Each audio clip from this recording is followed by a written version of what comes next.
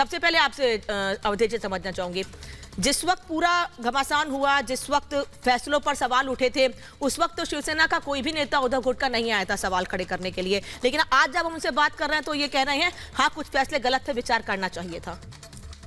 नहीं, वो कह रहे हैं लेकिन वो अंतर्मन की आवाज नहीं है। कुछ लोग भले कह रहे हैं लेकिन जो नेतृत्व वर्ग है, उद्धव ठाकरे ने खड़ा होकर कल चुनाव आयोग पर कि ये हमारा शिवसेना पार्टी जो है उसको चुरा लिया गया है।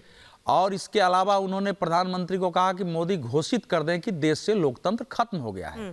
और आज संजय राउत जी ने कहा कि 2 करोड़ रुपए लगे हैं और करोड़ रुपए में फैसला खरीदा गया है। यानी पहली बार भारत में चुनाव आयोग पर पैसे लेके फैसला देने का आरोप इस पार्टी ने लगाया है। इसके पहले निष्पक्षता सापक्षता की बात उठती थी, लेकिन मैंने अपने इतने लंबे समय के पत्रकारिता और सार्वजनिक जीवन में कभी नहीं सुना था कि इलेक्शन कमीशन के फैसले को यह कहा जाए कि पैसे देके फैसले कराएंगे। ठीक है, वो सुप्रीम कोर्ट जा रहे हैं, आने दीजिए सुप्रीम कोर्ट क्या फैसला देता है।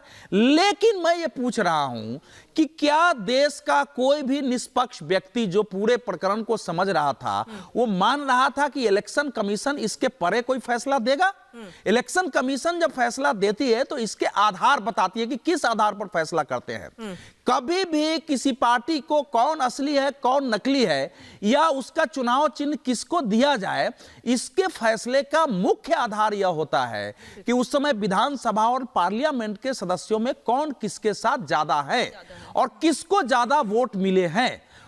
चुनाव आयोग ने अपने बिल्कुल 78 पृष्ठ का फैसला पढ़ेंगे तो उसमें साफ लिखा है कि 55 में से 40 विधायक इधर हैं, 15 उधर हैं, 19 में से 15 सांसद इधर हैं, इतने उधर हैं। वोट में से 77.6% इनको पड़ा है, 23% उनको पड़ा है, इसलिए असली शिवसेना यही कही जाती है।